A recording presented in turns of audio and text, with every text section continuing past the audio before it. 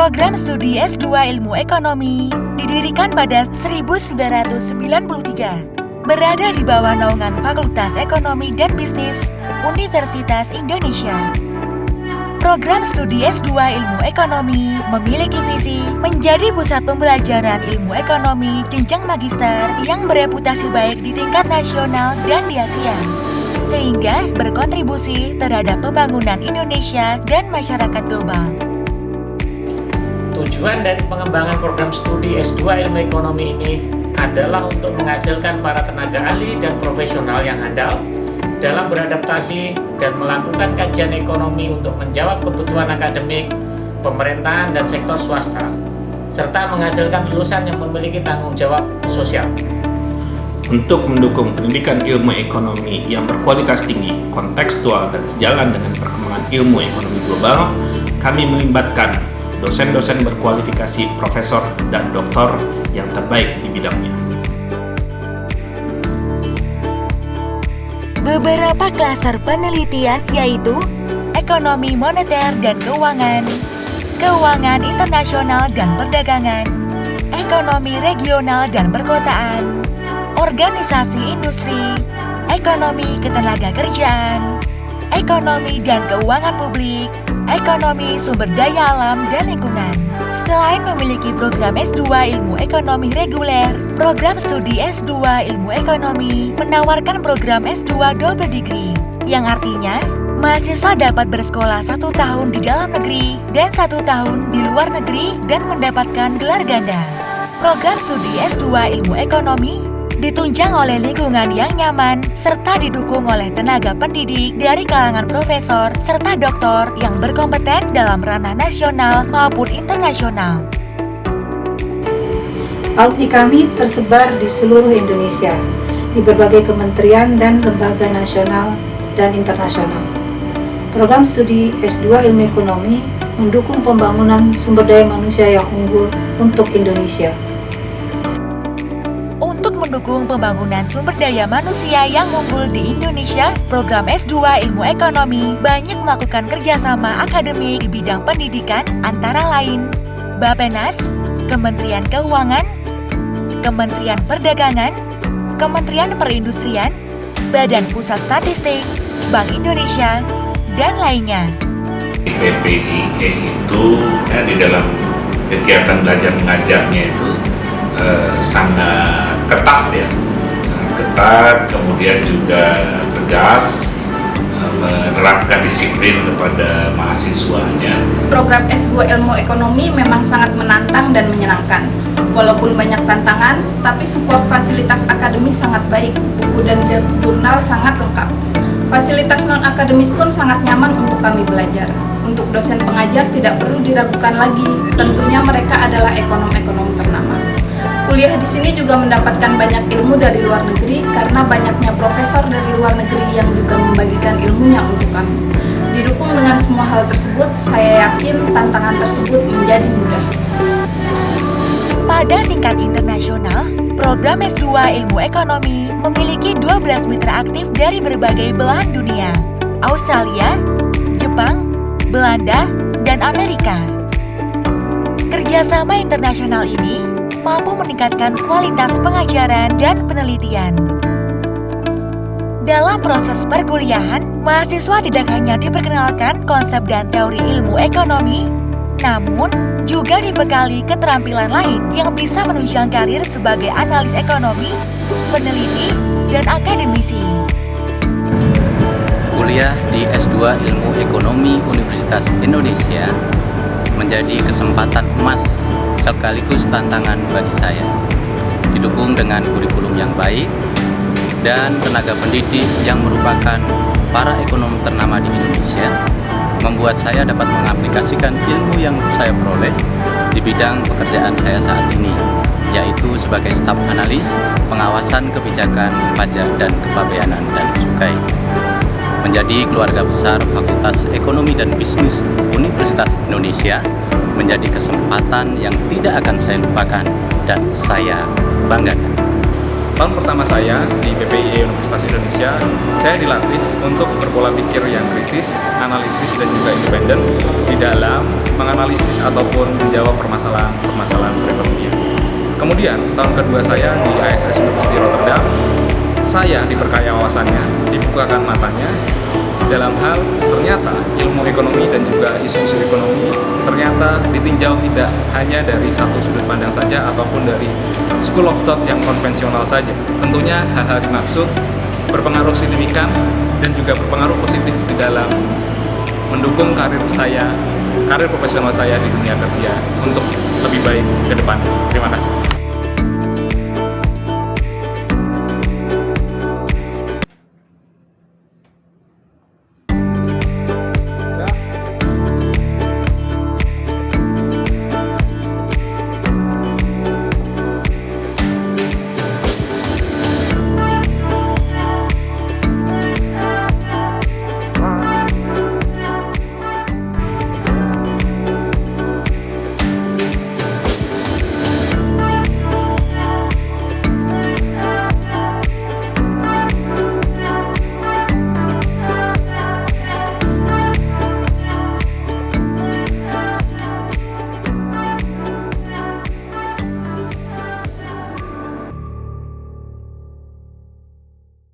Oke.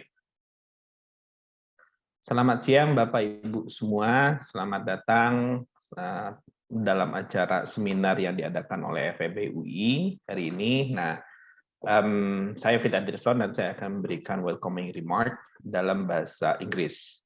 Ya, kita akan mulai acara ini. Assalamualaikum warahmatullahi wabarakatuh. Greeting to all of you wherever you watch this seminar.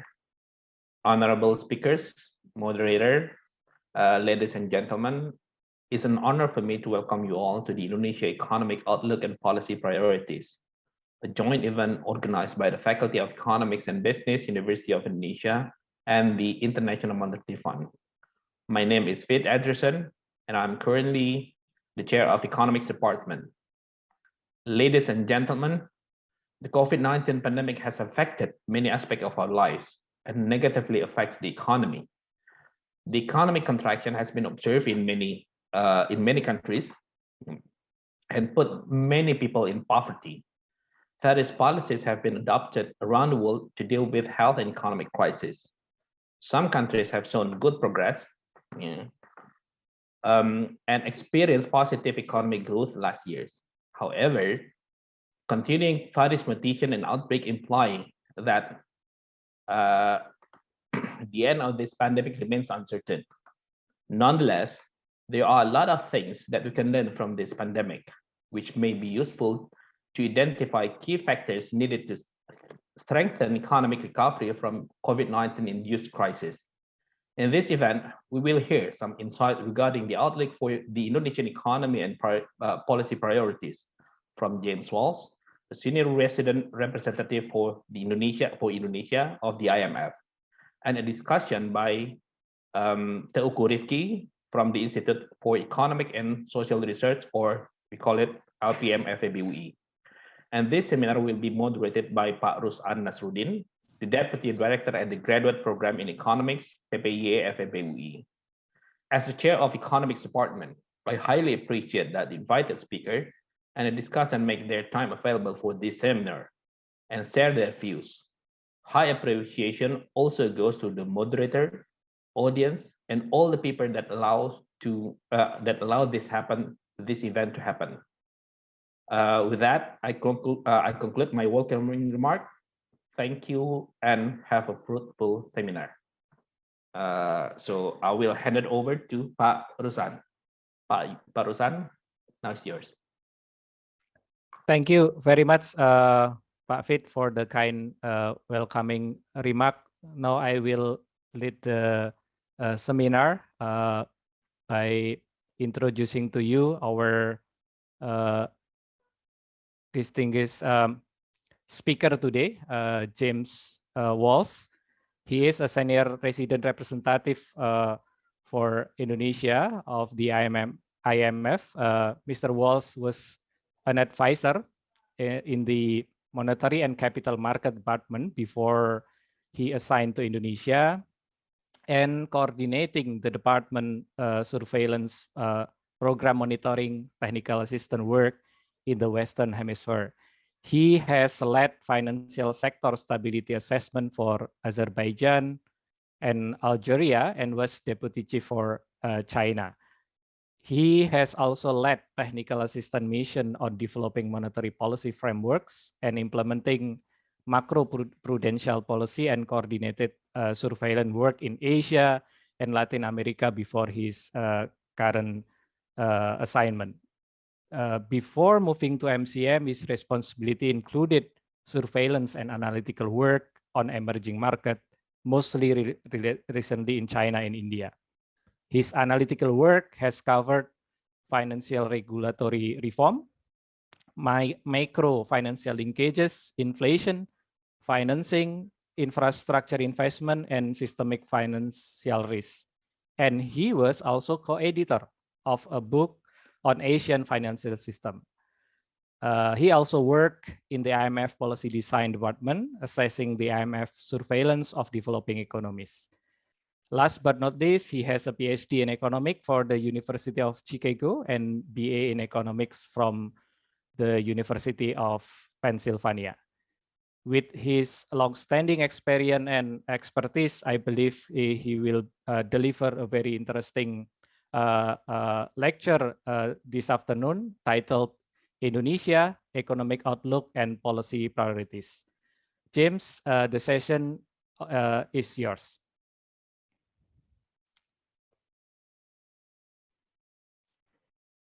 Thank you very much for the introduction. It's a pleasure to be speaking to students at the University of Indonesia today and faculty.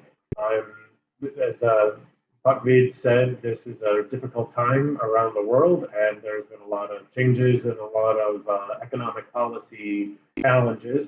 I'll be talking about how we believe at the IMF that those challenges have affected the world and Indonesia in particular. And at the end of my presentation, I look forward to hearing other views and from the discussants, and then also questions and answers as we get to that point. So thank you very much. And I think I have a presentation here, which I believe they can start.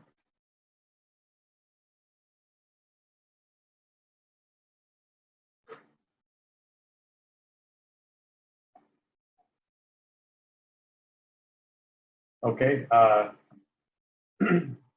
see this is over. All right. This is a new technology for me because I'm doing this in my office for the first time. So maybe that's one thing we can say about the pandemic, that things are definitely changing because I got very used to doing these presentations from my apartment, and now I have to do them in my office again. And I haven't done any of these in my office ever because we only started doing this during the pandemic. So now I have to break in all of this new equipment and get used to doing it from scratch again. So next slide, please.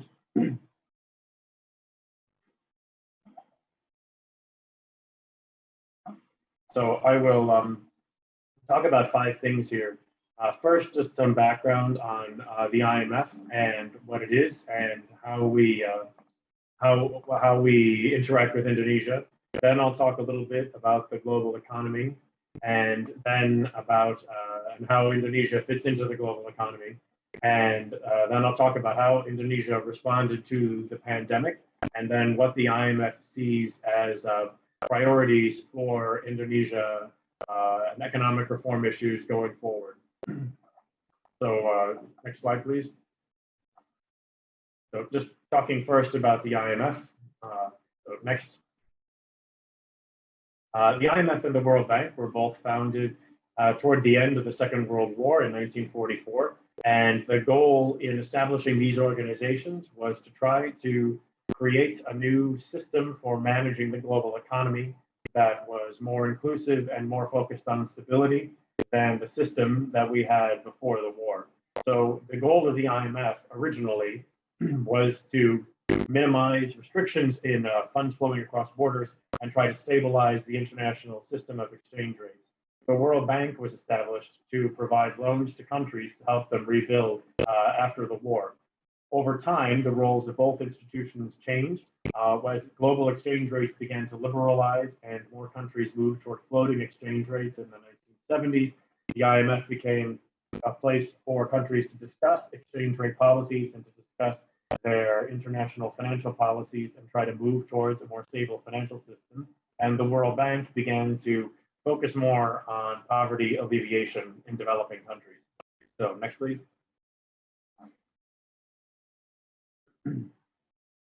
So the IMF has three main areas where we work with different countries.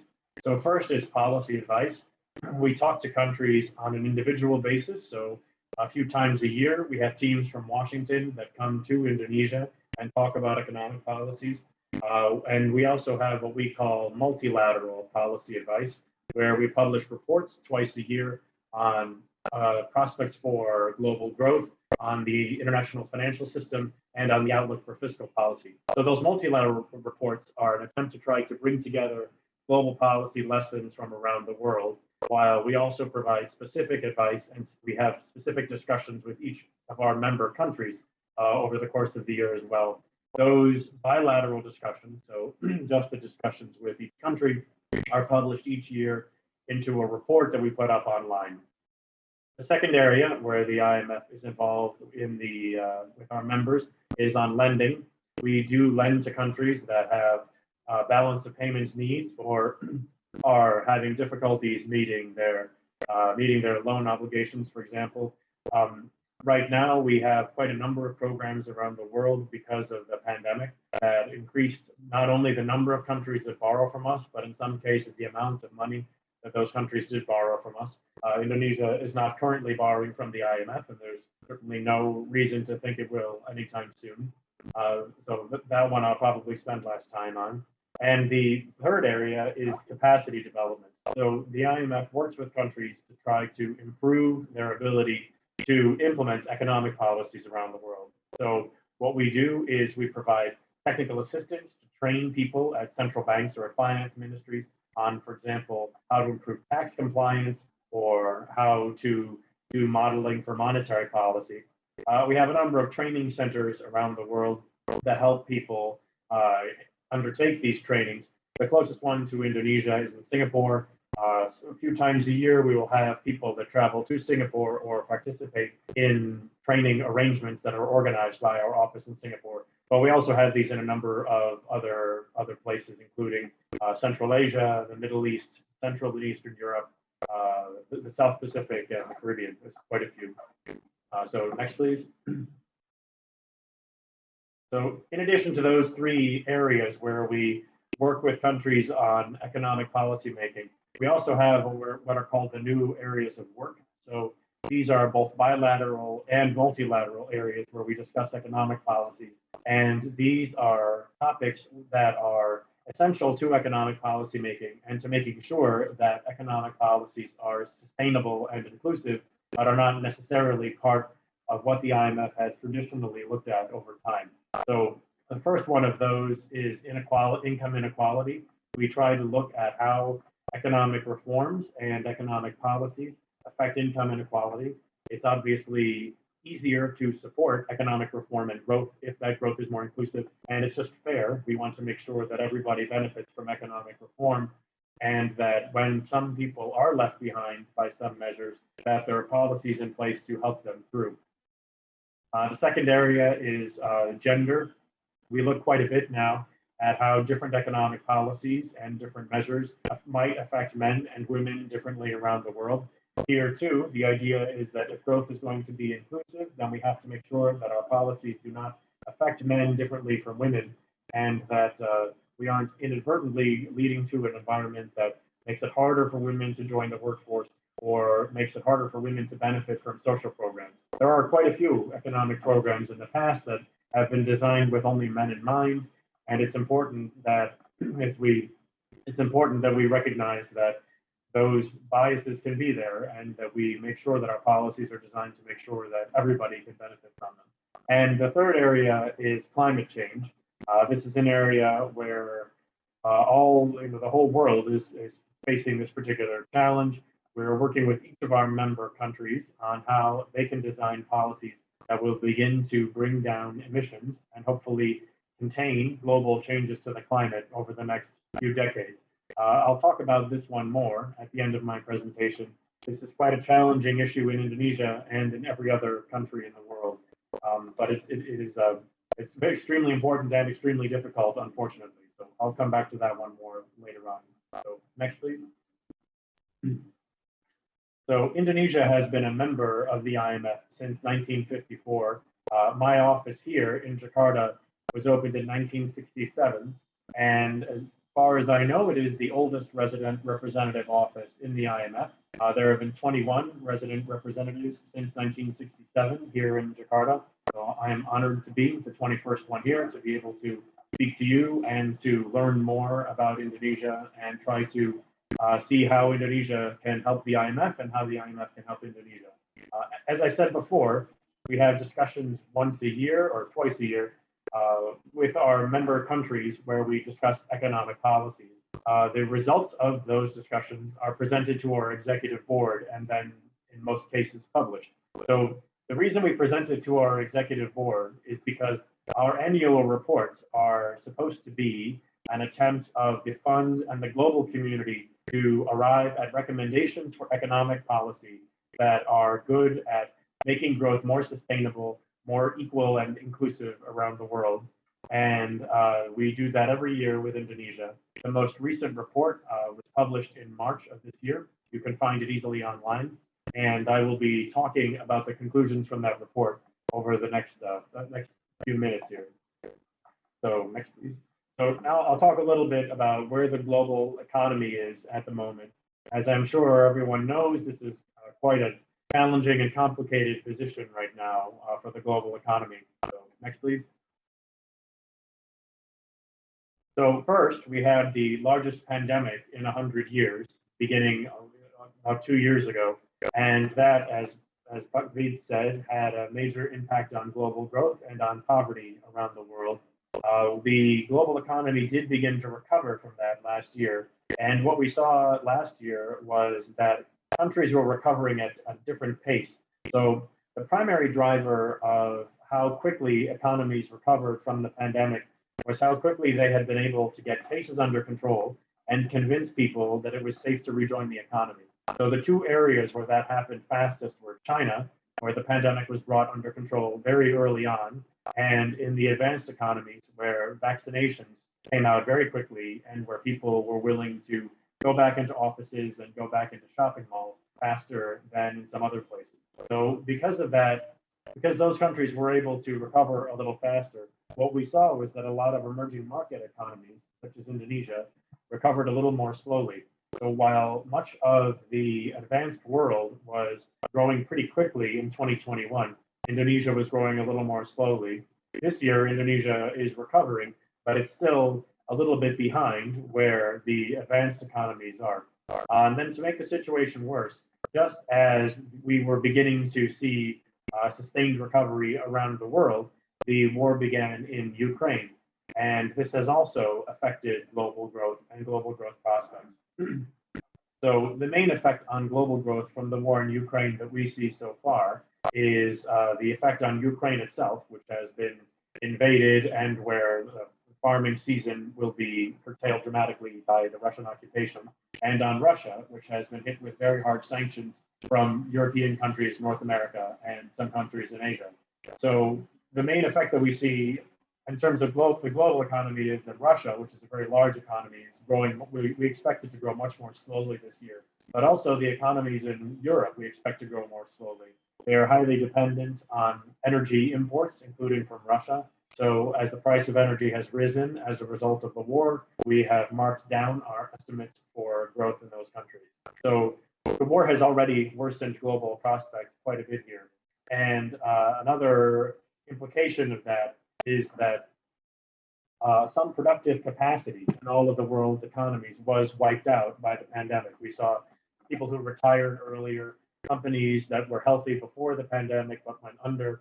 It'll be hard to bring those companies back. Many of these people who retired or kids who left school won't want to come back. So we call this scarring. And what it means is that the level of growth, the level of economic output in countries is reduced as a result of the pandemic, and we will never quite catch up to where we were before. So while we do have strong growth now, obviously it's only going to reach a level of income that's a little bit lower than we might have thought before the pandemic began. So I'll talk a little bit about this scarring later on, but it's a real concern around the world and in Indonesia. And it's all aggravated by the fact that now we have these higher energy prices that are coming from the war in Ukraine and also lower global growth from the war. So next, please. So just to talk specifically about what we mean by that scarring. For example, the one thing is, as I mentioned before, that we would have expected countries to reach a certain level of income by, say, 2025. Now, because of the damage caused by the pandemic, in most cases, we don't expect countries to get quite back to that same level that we anticipated before until a few years later. So those medium-term losses to income are relatively small among advanced economies in China because the Chinese got the pandemic under control very quickly, so the economic losses were quite short. And both the Chinese and many of the advanced economies engaged in very large fiscal stimulus programs to support incomes throughout the pandemic. This led to very high levels of borrowing, but so far it seems to have really cushioned those economies against the worst economic damage from the pandemic. Most emerging markets were not able to spend quite as much money during the pandemic, so we expect slightly higher long-term output losses there. That's also true in Indonesia, unfortunately. And then just one more item about that. I mentioned before that there are companies that suffered during the pandemic.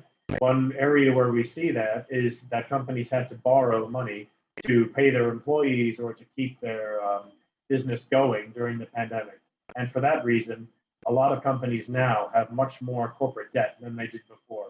So if you look at these on the left here, in the middle panel here, what I'm comparing are three different kinds of economies. The Asian advanced economies saw quite high levels of corporate debt over the course of the pandemic. So countries like Japan, Korea, and Singapore, their companies borrowed a lot of debt during the pandemic and issued a lot more bonds. That will make it harder for them to invest later on. Chinese companies tended to borrow a little less because growth in China came back pretty quickly. So we don't see such a large increase in debt. And then finally, the other Asian emerging markets, including Indonesia, they borrowed a little bit less even than the Chinese did. So there are some reasons for this. Some are good and some are bad. But what this means is that this is an indicator of to what extent the corporate sector is scarred. So we do expect that it will be harder for corporations in many advanced economies to be able to invest now because they have these higher debt burdens. In many of the emerging markets, that the debt burdens haven't grown quite as much as they did in the advanced economies, but they will still be they'll still be a bit of a drag on the economy. So next, please. Another big change that we see over the last few months, though it does go into last year, is the level of inflation around the world. So beginning last year, some of the advanced economies began to get closer and closer to the limits of how much their economies could produce, while their central banks and their fiscal policies remained quite stimulative. So traditionally, when that happens, we see inflation beginning to rise, and that does seem to be what happened. And that was, again, made worse by the war in Ukraine, because commodity prices have also gone up, and higher prices for energy and for food are now pushing up inflation around the world. So what we see for that reason is that in a lot of Asian emerging markets, we've seen inflation really rising over the last few months. And we have also seen the forecasts for how high inflation will be around the world have also gone up. So here, Indonesia is actually relatively lucky. Inflation here has been lower than in most countries around the world, including most emerging markets. And it's not expected to get as high as it has already in some other emerging markets, especially countries in Latin America. So I'll come back later on to why that is, but we do see a global trend toward higher inflation right now. And at the same time, we are also beginning to see more countries beginning to come up against the limits of their own growth forecasts. So we're beginning to see more indicators that manufacturing sectors are filling up and countries are getting closer and closer to their maximum potential, which is another indicator that inflation can begin to rise in the future. But this rising of inflation, which we see in Indonesia in the monthly data, is really a global phenomenon. It's not just something that's happening here, it's happening everywhere. And so far, it's quite a bit more advanced and more severe in some of the advanced economies like the United Kingdom and the United States than it is in Indonesia, but it is still rising here. So next, please. So growth in Asia, as I said, has been pretty strong so far, but inflation is beginning to rise as part of this global phenomenon.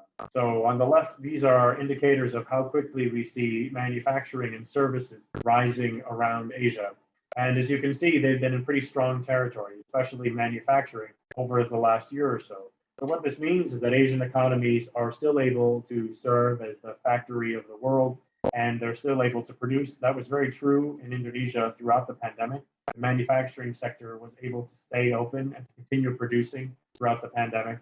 We also see services quite strong in most Asian countries right now. There has been a bit of a fall over the last month or two, partly because of China, where lockdowns have made it more difficult for people to use services. But services were also quite strong before that. In the middle was a measure that we have of export growth and global manufacturing. Here too, Asia has recovered pretty strongly, and we can see how while things are slowing down a bit now, there was quite a strong recovery toward the end of last year and beginning this year. In Indonesia, that cycle is a little less advanced, and we still see strong growth. And finally, the average inflation rate across Asian economies really did begin to jump at the end of last year. Part of that was because of rising commodity prices, but also because of higher inflation in the advanced economies beginning to spill over, and also because of just dislocations from trade. We've all heard about supply chain issues. Those are a factor in Asia too. But more recently, inflation developments have become a little worse because of the war in Ukraine and higher commodity prices around the world. So you can see at the end that inflation is still continuing to accelerate, especially when we look at headline inflation that includes those food and fuel prices. So next year, please. So because of the war in Ukraine, we are a little more pessimistic now on the growth side and on the inflation side about the prospects for Asian economies, again, including Indonesia. So on the left, you can see how the IMF has continued downgrading our forecasts over the last 6 months or so as the situation in Ukraine and as the situation in China and the United States has become worse. So now we're forecasting relatively lower GDP growth this year in Asia than we were a few months ago. Most of that is because of China and the lockdowns in China that have made it hard for Chinese people to participate in the economy. China is a big export partner for most of Asia, so lower growth in China does mean lower growth for other countries as well. And we are also expecting a big jump in inflation this year that we were not expecting 6 months ago. Inflation was pretty low and pretty under control across the region until recently, but now because of these higher commodity prices, we are expecting higher inflation this year. So what I would take away from this is that there is a global trend toward higher inflation around the world, and Indonesia is part of that, all of Asia is part of that, but also the dislocations caused by the war and by lockdowns in China, and increasingly by tighter interest rates and more restrictive financing conditions in America. All of those factors are beginning to weigh down on growth in Asia. So we are at quite a dangerous juncture here. So next, please. As I said just now, financing conditions have become tighter in the United States recently. So part of that is because the Fed has begun to raise interest rates to try to bring down American inflation, which is very high. And part of it is also because those higher interest rates have caused investors to question how much stocks are worth in the United States and how much bonds are worth, and that has begun to bring down asset prices.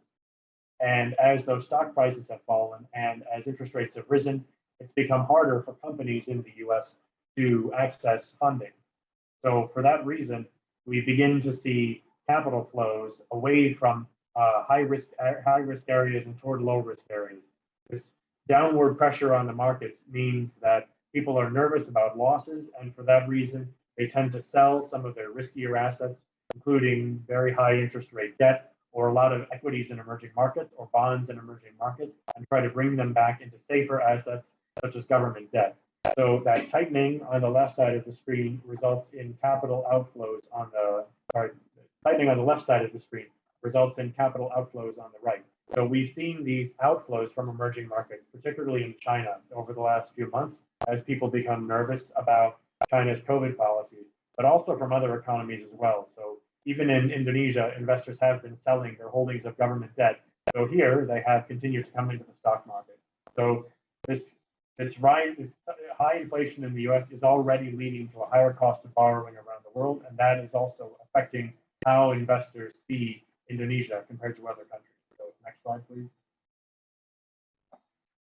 So the way we can see that is that I'll just say here that as real interest rates have risen in the US, that means that they've also risen in Asia. We've begun to see higher interest rates, especially 10-year maturities around the region, and that's true in Indonesia as well. And what we expect that to mean is that investment will begin to decline in a lot of these countries. While investment was already beginning to recover as a result of the coming out of the pandemic, what we're concerned about now is that these higher borrowing costs from the US will feed into the cost of borrowing and the cost of investment in Asia. So while we might have expected investment to stay strong in Asia for another 2 years, it seems less likely that it will be so strong now just because of these higher global costs. So that's what I'm saying here in the second and third charts, just that we expect real investment to be a little bit lower by corporates, and we also expect that more highly indebted companies that need to borrow more just to be able to invest, they will find it even harder to invest now than they did before. So we are already seeing in Asia the implications of higher interest rates in the US on the cost of borrowing. So next, please. So just to talk about Indonesia's role in the global economy and how it fits in. Next, please. So the first way that we think about how Indonesia fits into the global economy is through trade. Indonesia's biggest trading partner is China, which takes about a quarter of Indonesia's exports, and the other countries in Southeast Asia, ASEAN, also take about a quarter of exports. The United States takes about 13%, so 1/7, 1/8 of Indonesia's exports, and then Japan takes about 9%. So overall, about half of Indonesia's exports go to China, Japan, and ASEAN. And if you were to include India and Korea, which are also large markets for Indonesia, it's a relatively large percentage, certainly more than half, and close to 2/3 of Indonesia's exports go to other Asian countries. So it's important to look not just at the global economy, but specifically at what's going on in Asia. And what this means is that as we think about the growth prospects of the various countries around the world, we should think about how much of Indonesia's exports will they be able to buy. So, for example, Indonesia's growth this year in 2022, we expected at the IMF to be about 5.4%, which is a little bit higher than last year. But if we look at the growth rates for Indonesia's main trading partners, the Chinese economy and the American economy both grew faster last year than we expect them to grow this year. As I said before, those economies recovered a little faster than Indonesia. So for that reason, the boom that's happening in Indonesia right now, or at least the strong recovery, that has already run its course in China and the United States, and we're facing different kinds of problems there now. So this year we expect the Chinese economy to grow by about 4.4% and the US economy by about 3.7%. But in both of those economies, there are real risks ahead. In the Chinese economy, it's how to deal with COVID and how to handle continued lockdowns in the big cities. And in the United States, it's the very high level of inflation and how that will be brought down. So if we think about how Indonesia's trade affects its economy, we have to think about how do Indonesia's major trading partners look. And in this case, they're not growing as fast as they were last year. And there are real concerns about whether growth will be revised down even further because of risks, at least with those top two trading partners, China and the US. So next, please. The other way that Indonesia is tied into the global economy is through global financial markets. So here, what I would say about this is that the main kinds of assets that foreigners buy in Indonesia are government bonds and stocks. And over the course of the pandemic, we've seen very large changes in the willingness of investors to buy stocks and bonds in emerging markets like Indonesia. So, for example, when investors look at whether they want to buy Indonesian government bonds, they look at what is the interest rate on those bonds and what is the risk I'm taking in buying bonds in denominated in rupiah. So what we see there is that Indonesian bonds have to pay quite a bit more to their investors than, say, European or Japanese or American bonds. But that spread, we call it, the difference between Indonesian debt and the debt issued by countries such as the US, as it jumped back at the beginning of the pandemic as people became very nervous about investments. But then it stayed pretty much under control. So that's the middle chart here, and Indonesia is the red one. So what we see at the left is a big jump in bonds back at the beginning of the pandemic. And then in most emerging markets, things calmed down, and now those spreads are lower than they were before. In Indonesia, they are lower than they were before. In some countries, they've risen, though, especially in Brazil, as the situation there has become more challenging and as inflation remains very high. But so far, Indonesia has managed to keep foreigners buying some Indonesian debt without having to raise interest rates. Another mystery here is on the right, you can see Indonesia's exchange rate. This is an index that shows has the rupiah strengthened or weakened over the last few years. And Indonesia is the dark red line in the middle that hasn't moved very much at all. So this is a bit of a policy puzzle. Why is it that during a period where the pandemic had very severe dislocations on the global economy and on the Indonesian economy, and where commodity prices have risen very strongly, why hasn't the Indonesian currency changed? As you can see, other currencies have been pretty volatile over the course of the pandemic. So the green line, South Africa, strengthened quite a bit at the beginning of the pandemic and then weakened a lot. And the Mexicans had almost the reverse, where the currency weakened a lot and has subsequently strengthened. But Indonesia has been very muted and not much has really changed. So that's a bit of a mystery. We're not quite sure why that has happened. But overall, what I would say is that despite the ups and downs of the pandemic in Indonesia, very serious Delta variant, and now a recovery after the Omicron variant, markets have been pretty confident in Indonesia, and there really hasn't been a lot of concern about stability here. So that's a very good sign. So next, please. Next slide, I'd like to talk about the three main ways that we see how the situation in Ukraine will affect the Indonesian economy. So the biggest impact so far that Ukraine has had on Indonesia is through commodity prices. So higher fuel prices because of oil restrictions on Russian oil exports and Russian natural gas exports, and not just on the direct exports, but also on financial transactions that involve the selling of those exports. That has pushed up commodity prices around the world. At the same time, food prices have also risen because Ukraine and Russia are very big producers of fertilizer and wheat and other products. So those price increases have spread around the world and had a big impact on commodity prices everywhere. And again, Indonesia is part of the global market, so we've seen those prices here. However, Indonesia exports palm oil and coal, both of which have very high prices right now, partly because of the war. So the effect of those higher prices for palm oil and for coal on the trade balance and on the current account and exchange rate are pretty positive. And at the same time, because the government gets tax revenue from coal and from palm oil, that means that the budget is actually benefiting from this, at least from this single commodity price.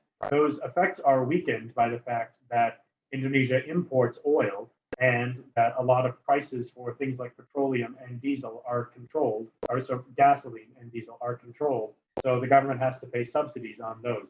So while higher prices for coal and for palm oil are good for Indonesia's exchange rate and for the fiscal accounts, there is bad news coming from petroleum and oil and gasoline. So far, we think that the net effect is positive because the money that Indonesia earns from palm oil and from coal will outweigh the additional expenditures from oil. But that's just a mathematical question, and so far the effect is pretty positive, at least from this effect. So the next slide, please. The second effect is how those higher commodity prices affect inflation in Indonesia and around the world. So in most countries, prices for fuel and for food are market determined. And for that reason, prices rose pretty quickly as oil and food prices rose around the world. In Indonesia, food prices are determined largely by the market, but a lot of fuel prices are administered. And for that reason, the effect on inflation here has been much less than in other countries. So when I said before that Indonesia has very low inflation compared to a lot of other countries, emerging markets and advanced economies, part of that is just because the government has not passed through the higher energy prices that people elsewhere are paying, and Indonesians are still paying the same price they were a year ago. This is very noticeable in the US and in Europe, where prices for electricity and for gasoline have really risen a lot in the last few months, while in Indonesia, there hasn't been much of a change.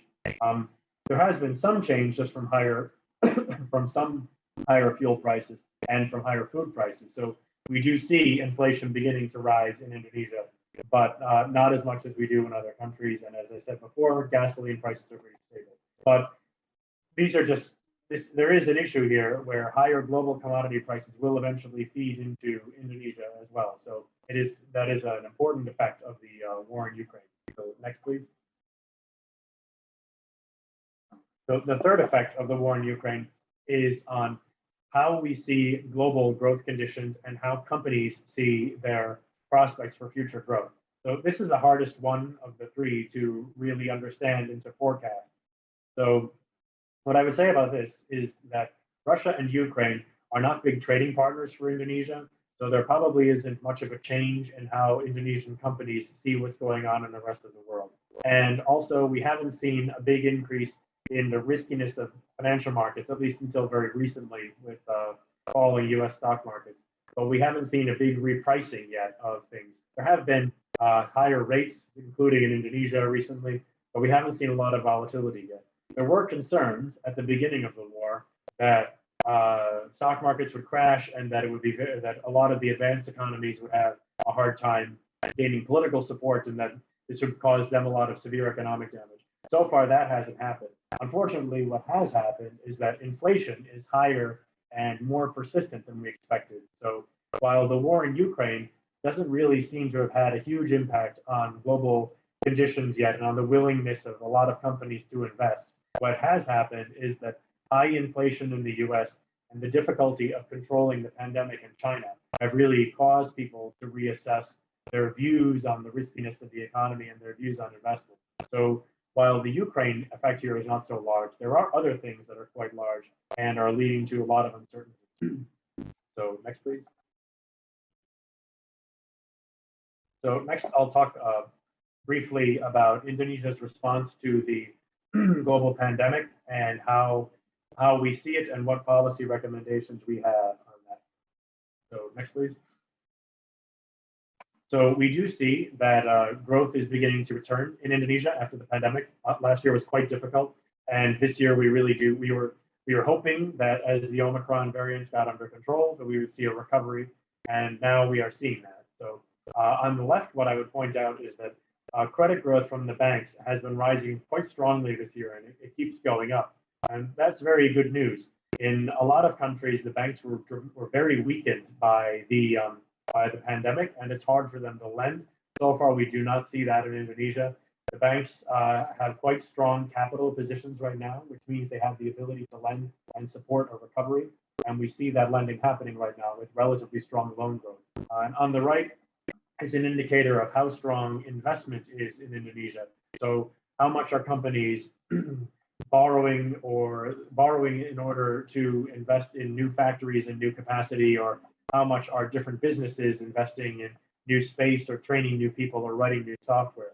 And there too, we see some increase in capital goods imports and investment, the numbers that we would look at to see how that's happening. It isn't quite a boom yet that would lead to very rapid growth in Indonesia, but there is certainly a return toward more normal levels, and it shows that factories are going to expand and try to increase their output this year. So this is quite good news. We really do see growth coming back in Indonesia.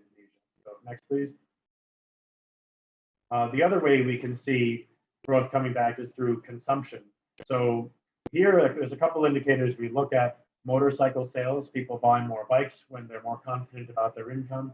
There was quite a big jump at the end of last year, but now things have calmed down a little bit. That may just be because everybody who was going to buy a new bike has now bought one. We can also see that retail sales are quite strong right now. So if you look at where retail sales were back in 2019, 2018, they're actually stronger now than they were then, at least in terms of how much things are growing above the year before. So what that means is that customers are confident again, and they are able to go buy things, and they're out there buying things and supporting the economy. So that's also good news, and retail sales are actually quite strong. So consumption is recovering along with investment, and that is also good for Indonesia. So next, please. Another thing we look at is Indonesia's external position and its position with trade and the foreign reserves at the central bank. So the trade balance has been very strong over the course of the pandemic. Part of that is because, at least in the last year or so, oil prices commodity prices have been strong, and that has helped Indonesia's exports. But unfortunately, also, it's because Indonesia's imports have been constrained by slower growth here. So as I said before, the advanced economies recovered faster than Indonesia did. But that meant that they were absorbing imports from Indonesia, while Indonesia was not taking imports from them. So this really strengthened the trade balance last year. So while it's good that the trade balance was strong, the underlying reason for it isn't quite as good. But what it does mean is that the overall level of foreign reserves strengthened quite a bit last year. It's not quite as strong now as it was a few months ago. And one way that we look at it is how much are those reserves in terms of imports. So both of those indicators are slowing a bit now. So they're still at high levels, and we're not concerned about sustainability. But the important thing here is that that position did actually did quite well throughout the pandemic. So in a time when we might have expected to see Indonesia's foreign position weaken, we didn't. Instead, we saw quite a strong position, and Indonesia is still there. So the external position is actually pretty good. So next, please. Another area so now I'll talk a little bit about the different policies that the Indonesian authorities undertook during the pandemic. So first, on the fiscal side, the government passed the PEN program, the Program Pemulihan Ekonomi Nasional, to support people and firms throughout the course of the pandemic. So this program was similar to what a lot of other countries did around the world. They tried to support low-income households and small businesses throughout the pandemic, and Indonesia was not an exception here. A lot of the money from the PEN budget went into health, and a lot of it went into social protection, so supporting the incomes of low-income households and of villages, and then also programs to support small and medium-sized enterprises or to support priority lending. Things like that were also quite an important component of the pandemic. So not all of this money was spent, but broadly a lot of it was. And it's important that to think about how strong this program actually was and how helpful it was. So the poverty rate in Indonesia and in most countries around the world jumped at the beginning of the pandemic. But because the PEN was actually quite effective, we saw that over the last year or so, poverty has now been falling in Indonesia. So quite a few of these programs have actually really helped support people throughout the course of the pandemic, and that's very good. We want to obviously we want to minimize the damage caused by something like this. So it's good that Indonesia's programs were sufficiently well designed that they were able to cushion the economy throughout the pandemic. So next, please. At the same time, that additional spending and also the fact that the slow economy lowers tax revenue means that Indonesia's budget deficit has gone up quite a lot since the pandemic. So now that things are returning to normal, we can't run these high budget deficits forever. So the finance ministry has come up with a plan to try to bring the budget deficit back below 3% of GDP by next year. That was a target that was in place before the pandemic, and one that is easy to understand and easy to verify, and it is consistent with a strong debt position and a strong fiscal position. We believe that Indonesia is well on its way to getting back to that 3% target. The fact is that the higher commodity prices this year will make it easier, but also the tax reform passed last year also makes it easier to get to this target. So we are cutting spending a little bit as the pandemic has wound down and as there's less need for these health expenditures. But also, the tax reform last year has raised revenues and commodity prices are high, which also raises revenues. So that is gradually bringing the deficit down. And we believe that Indonesia is in quite a strong position now from a budget deficit and debt point of view. So next, please.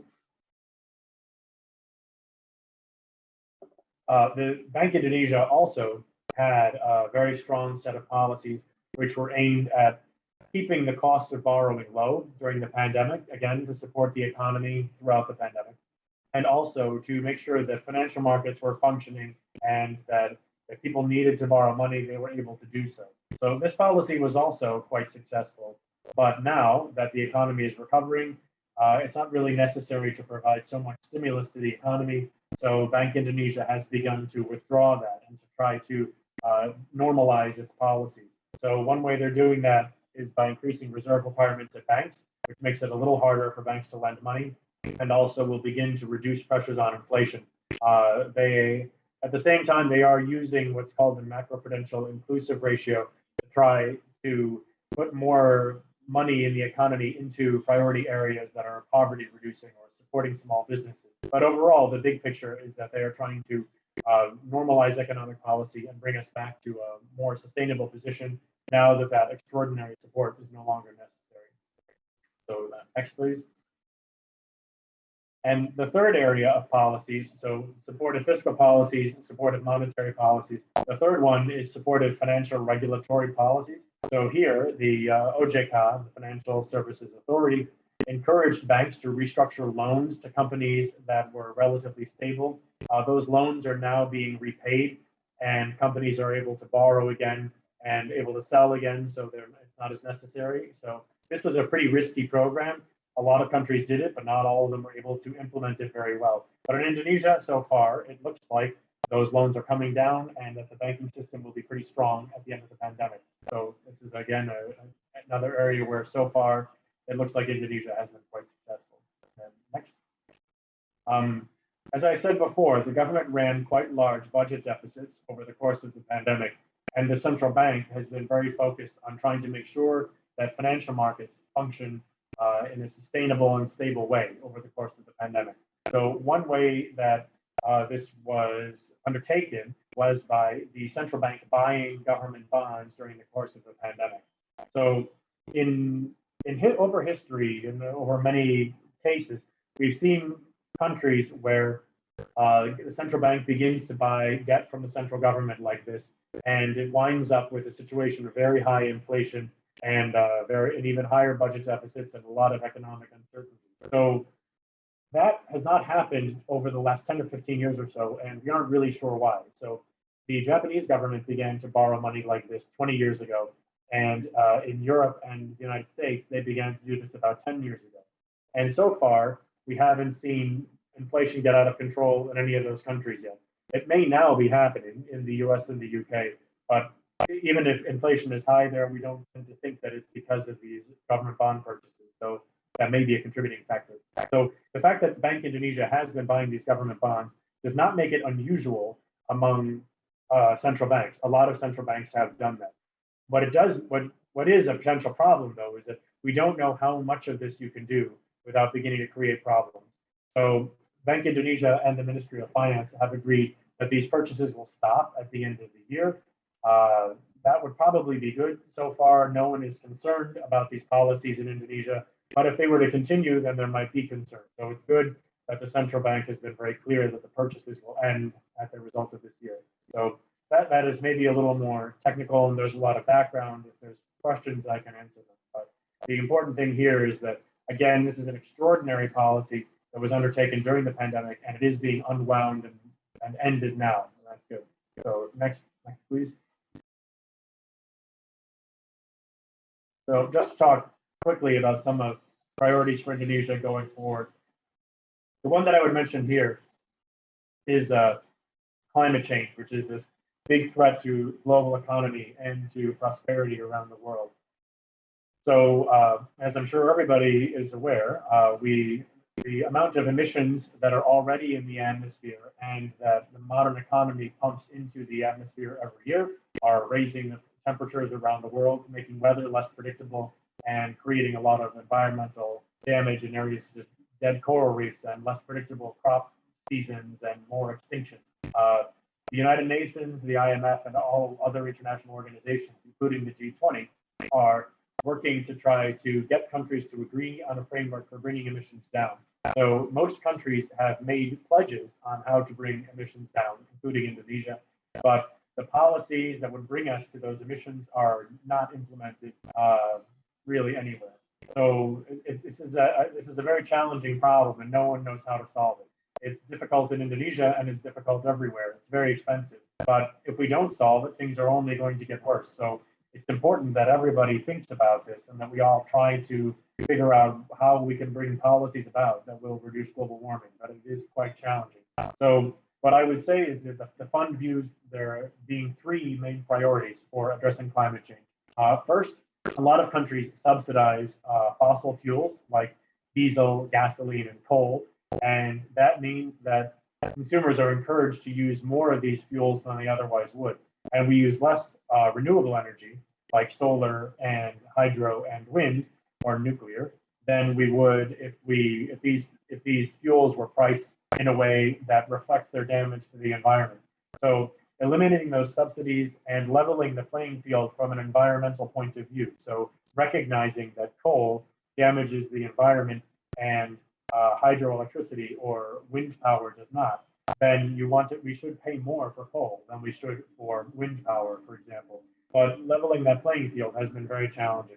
The second thing is we need to increase the amount of investment in green projects. So not only new ways to generate electricity from wind or solar, but also the mechanisms to bring that power to where it's needed, and also new infrastructure that uses less emissions. So more investment in public transportation, like extending the MRT in Jakarta, and more investments in solar panels or better insulation. And then the third thing is that any energy transition has to be just. So we don't want to move toward an economy that is green while we leave behind a lot of people with lower incomes and higher poverty rates. So governments have to figure out a way to support the most vulnerable households over the course of this transition to make sure that the burden of moving toward green policies does not disproportionately fall on low-income people. So each of those challenges is quite a problem, but they all have to be addressed, or else we will wind up in a more difficult situation than we are already in. So it's not great news, but at least there's a plan, I suppose. So next slide, please. So the first component of this, as I mentioned before, is pricing fossil fuels like gasoline and diesel and coal to reflect the damage that they do to the environment. So the maps on the left show to what extent different countries underprice fossil fuels. So the darker the country, the more underpriced the fuel is and the more damage is caused by overconsumption. So in Indonesia, the most striking example is coal, where coal prices in Indonesia are set at very low levels relative to prices around the world. And the coal companies just pay the difference, or they lose the difference in profits. But what this means is that Indonesia's electricity is largely generated from coal, as you can see in the chart on the right. And coal is very dirty for the environment, and it leads to high levels of air pollution and high levels of respiratory disease in cities like Jakarta and elsewhere in the country. So it's really about the worst way to generate electricity, and it's subsidized by the government. So in the long run, we need to move, or as short a run as possible, we should move toward pricing coal in line with its damage to the environment and trying to support more investment in wind and solar and other areas that can generate electricity more cleanly. So the Indonesian government has a proposal to try to generate, I think, 25% of energy from renewable sources by 2025. That's going to be quite a difficult target to reach, but it's important that we have these targets and that we begin to have plans to reach them, because there has to be a lot of investment in solar and in wind and geothermal energy to try to reduce this dependency first on coal, then on oil, and then on gas. These very dirty fuels. So it's going to be a challenge, and it's not free, but it's also very important for long run growth. So next, please. So as I said before, we also want to make sure that the cost of all of this is not borne by low-income households. So we want to make sure that there's an investment in green energy, because that green energy investments in public transportation or in better electric grids, that can create jobs for people who might otherwise lose their jobs because of the transition. We also think that the money raised from carbon taxes, for example, can be used to support low-income households and to make sure that they don't see a higher cost of living as a part of this transition. And then the other thing I would point out here is that Indonesia is chairing the G20 this year. So the G20 are where these agreements are made and where countries agree on how to address the challenges coming from climate change and from other areas.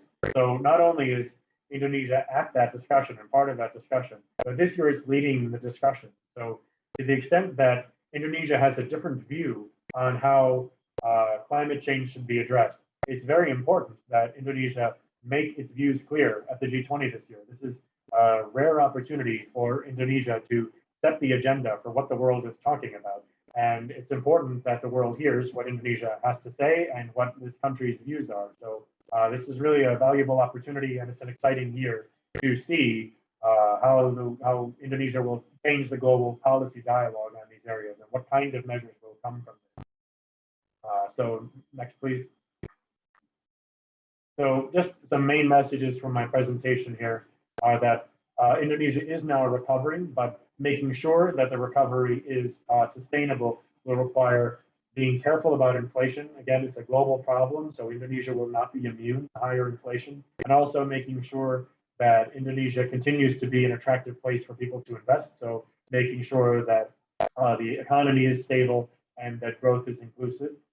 Next, the war in Ukraine has pushed up commodity prices, but which is maybe good for some things in Indonesia, but it's also having an effect on global growth, and that is amplified now by concerns about a recession in the United States and by the difficulty of containing COVID in China.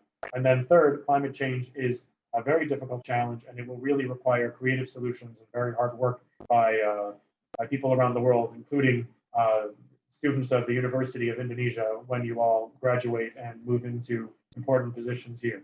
So that's the end of my presentation, and I look forward to the discussion.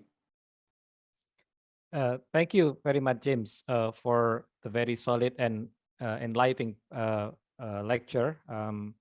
I note some strong key message and takeaway as you highlighted in the last slide on the warning on our strong recovery, which also need cautious about the two big events that we need to carefully watch on the war in Ukraine, as well as the reinsurgence of the pandemic, which likely translated into some potential risks in terms of prices, global growth, and some other global demand effect. And secondly, on how Indonesia respond to this current pandemic, which James highlighted some optimistic view on how well our fiscal and monetary policy has been. But the last thing still, we need to push forward the climate change agenda, in which Indonesia will take lead on the current presidency of G20 and be clearer in view regarding that. Of course, on top of that, a lot of detail has been run in the lecture, and I think Teuku Riefky will serve as a perfect discussion for today's lecture, and I won't take a long time to introduce him because he need to leave at 3:30. Riefky. Riefky is macro and financial economist at the Institute of Economic and Social Research, Faculty of Economic and Business, University of Indonesia, the LPEM. His research interest focuses on macroeconomics, financial sector, finance, fiscal, and monetary policy. He also worked on various institutions as an independent consultant, including UNDP, ADB, World Bank, Fiscal Policy Agency, Korean Institute for Economic Policy. He is currently also a lecturer at the Department of Economics at our university. Before Riefky give his discussion, I would like also invite participants to start your question by typing them in the chat if you had one. Later on, I will collect this and read it for you, or you can deliver it directly when the Q&A session comes. Riefky, the session is yours now. Okay, thank you, Pak Rus'an. First of all, I would like to thank Jim for a very wonderful presentation on the Indonesian macroeconomic outlook. And since I will serve as the discussant for the lecture that's just been given by Jim, probably I would like to, manage this session by engaging in the conversation with Jim, because all these materials has so many things that you've touched upon, and it's all very relevant. But there are various questions that have piqued my interest on your presentation, Jim, and I would like to start from short-term kind of issues that we are facing right now. As you said before, that the current global situation is facing the issues of inflation. And when we are looking at the issues of inflation, we're talking the same problem, just in the different magnitude. Like you said, the US and the UK are facing much more serious types of inflation due to several factors. And then we also know that the problem of inflation in Indonesia is currently relatively benign compared to what other countries are seeing, but the risk is there. The risk is there, and how it plays out, I would like to get your views, Jim, on how do you see the play of the inflation and the monetary policies in relation to the inflation and economic recovery.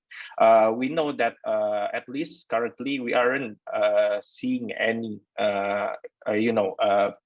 massive move by Bank Indonesia in tightening the monetary policy, but the pattern is emerging across the globe. And how do you see the issues on inflation, like 6 months going into the future down the road? Is this something that we should be worried? Or is it something that we could keep maintaining on a stable level, such that it wouldn't hurt the economic recovery? So I would like to get your views on that, Jim.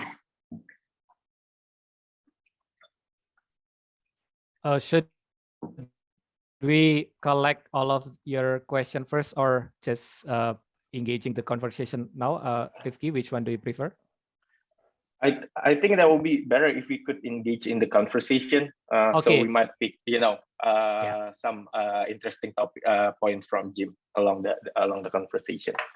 Okay, Jim, would you mind to directly respond to this first query on the inflation topic, please? Sure.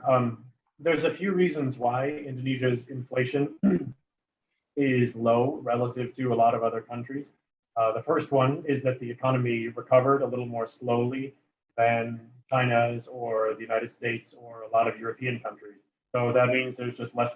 We're a little bit behind in terms of rebuilding the capacity that we had before the crisis. So we don't have. So there's just less inflationary pressure building up. The second thing is that the kind of food prices that have gone up around the world aren't as important for Indonesia as for some other countries. So wheat is a much more important crop in a lot of other countries. So in North Africa or Latin America, people eat more wheat than they do here. So the higher prices for wheat have really pushed up inflation there more than here.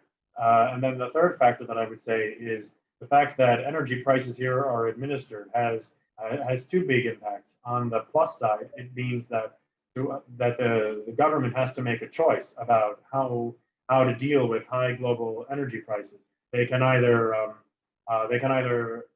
subsidize fuel, which means that there's lower inflation but a higher budget deficit, or they can not subsidize fuel, which means higher inflation and a lower budget deficit. Most countries around the world, especially outside Asia, do not subsidize fuels like that anymore. So they've already had this inflationary impact go through their economies. And in Latin America, countries are already getting to the top of their tightening cycles because these wages have already pushed, these higher energy prices have already pushed through. But Indonesia isn't there yet because these energy prices haven't pushed through yet. So in terms of what I expect, the more the economy recovers, the more we'll see that first factor strengthen, that we'll see price pressures from a more mature recovery. The food prices are probably isn't going to be much of a change now, except that we do see that things like palm oil are rising. Now apparently the price of chili is rising. So there are food prices that are beginning to rise here, and that will have an impact. And then on fuels, there doesn't appear to be much of a political decision to raise the price of fuel. So it doesn't seem like it's going to be much of an effect over the next few months or so.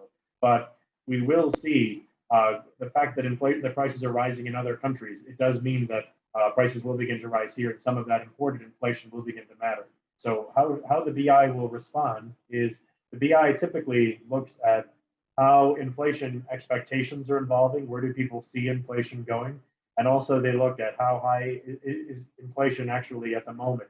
So right now, inflation is still within the comfort zone of the BI, but in the next few months, if these developments continue, it will be outside of that comfort zone. And at the same time, we'll begin to see more people worried that inflation will rise and that it will become harder for them to afford things.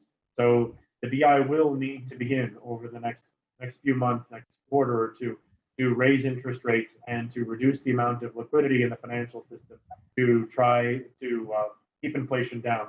And another thing they will be looking at is just the fact that as inflations are rising in the rest of the world, global investors will have to look at where their money gets the best return.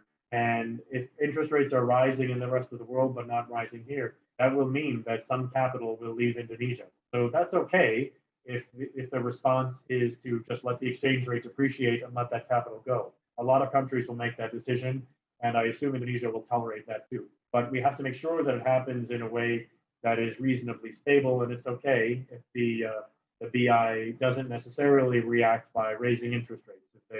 If they wait to allow the exchange rate to depreciate for a little while they're still focused on inflation, that's okay too. But that focus on when is inflation something that they have to tackle, that discussion is already happening in the BI, and I expect that over the next 3 months, 6 months, they will see that it's time to begin to raise interest rates, and in doing that, they'll just be like everybody else has been so far.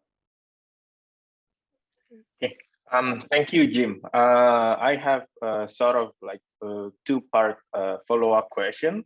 So the first one is that on the current inflation situation, that we know that the current inflation hasn't been materialized in the consumer level because to some extent the government actually buys in the inflation. Sort of they use the fiscal space to actually absorb the inflation, and they are able to do so because they are experiencing this windfall profit from the export of commodities such as coal and CPO. So the mechanism is that the way I see it, they get the revenue from the high commodity prices, and then they absorb the inflation to the fiscal budget. But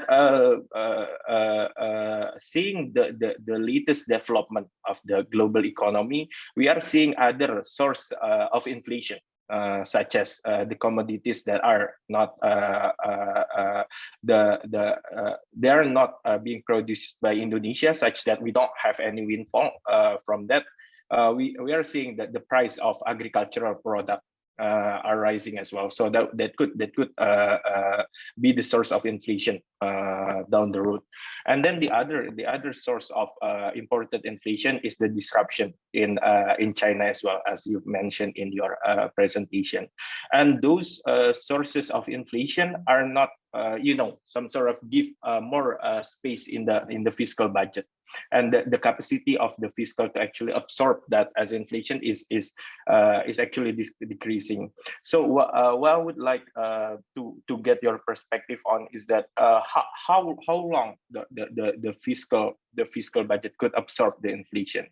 And the second part of the question is that if it will reach the point that the government try to pass through the inflationary pressure to the consumer, and then the monetary policy starts to kick in, and then what will happen in your opinion in terms of our deficit mandate? Because to some extent curbing the inflation needs some level of economic slowing down, and in one sense it will depress our growth.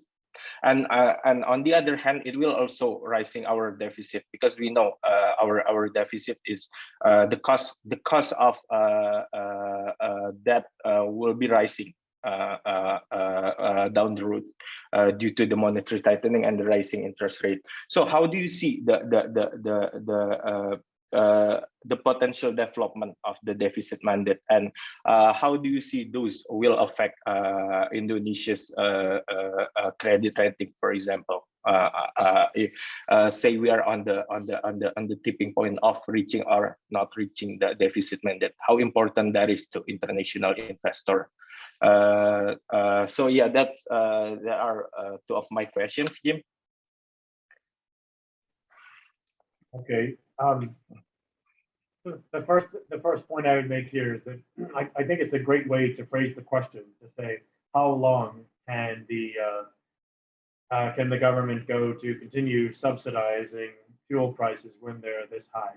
Because what it really boils down to is that the government is trying to cushion the blow on consumers from these high oil prices. So they're effectively there's a windfall that Indonesia is getting from high CPO, high palm oil prices and high coal prices, and they're spending it to support consumers who are buying gasoline. So there is a question of how long can you continue doing this, but that just depends on how long these fuel prices stay high. If all of these prices stay high for a long time, then the government can continue to divert those resources away from, it can continue to divert revenue from palm oil and coal and use it to subsidize gasoline. But that's a bad idea for two reasons. The first one is that Indonesia has commitments on climate change, and continuing to subsidize gasoline is inconsistent with those commitments. Over the long run, the price of gasoline should be increased to a global level, and we shouldn't use the excuse of these high prices today to postpone that transition. It's tempting to do so, but we really should be recognizing that global warming isn't going away. So keeping gasoline prices low forever is not going to help. And the second thing is that all of these resources that are coming from palm oil and from coal are going to subsidize gasoline, which is largely purchased by middle-class people, when it could be used to support education or infrastructure or healthcare for low-income people. It would be better to, rather than have these subsidies that are indiscriminate and disproportionately benefit people who drive big cars, it would be better to take some of that money from coal and distribute it to low-income households and make sure that they have the money that they need to be able to get around and to pay for electricity, while middle-class people and rich people pay more for fuel. It's a highly unjust way to support people. And in particular, in a country that has a lot of important needs on education and infrastructure, it's a very bad use of government resources. So that's what I would say about how long can this be done. It's already happening longer than it probably should, given climate commitments and the diversion of resources away from education. So we would hope that eventually these policies can be improved. And then it's also a good point that all of this money being spent, other thing, so far, it doesn't have much of an impact on the pace of getting back to the 3% target. because there's so much money coming in from coal and from palm oil. But continuing to subsidize gasoline forever, history is there are more countries out there that have had a subsidy system like that fall apart than there are countries that have had a subsidy system like that succeed. Over the long run, the government can't just ensure low prices of fuel for everybody all the time. It just doesn't work. And again, it's inconsistent with poverty reduction, and it's inconsistent with climate goals. So it's true that it is continuing to subsidize these fuels makes it harder to get to the government's deficit target. They will probably still make it to the deficit target, but it does make it harder.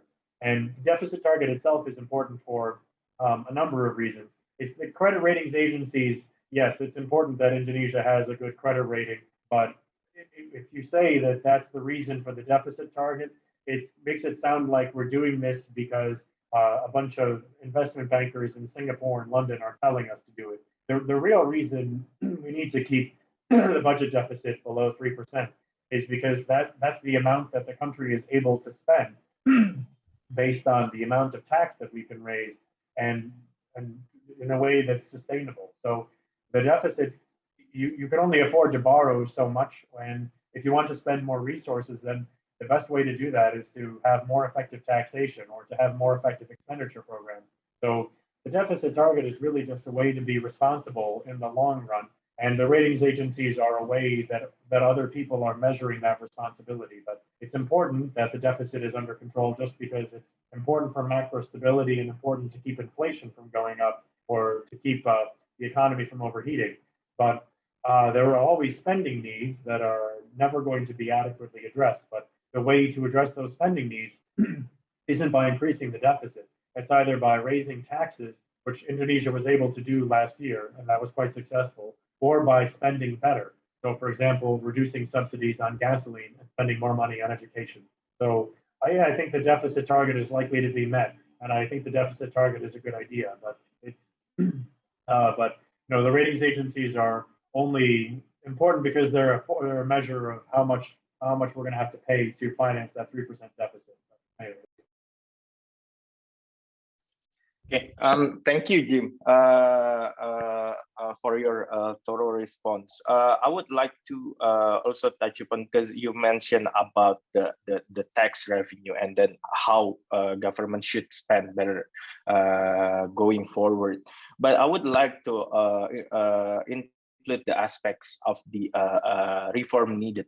Government of Indonesia has been trying to do many reforms in terms of revenue, in terms of spending, and it is a long process. But we have seen quite significant regression on that progress, not only in Indonesia but in so many other countries with the war broke out, in which they need to spend more on the dirty sectors and the dirty energy. And Indonesia is, I would say, in a quite delicate position. We are at one hand experiencing quite a revenue from coal and CPO, and we also need to protect the poor and vulnerable during these uncertain times. And first, my question would be, how do you see this condition would impact our reforms, especially on the subsidies and other reforms that is needed to be done to move forward in the green agenda? And the second question is, how do you see the aspect of political economy on this? I know that you haven't mentioned anything in your presentation, but we are entering the political cycle next year and the year after that, in which usually we are seeing many populism policies that has been implemented. And historically, during these years, we haven't seen much of the reform needed. So how do you see Indonesia will proceed during this difficult and uncertain times, especially in terms of doing long-term needed reform?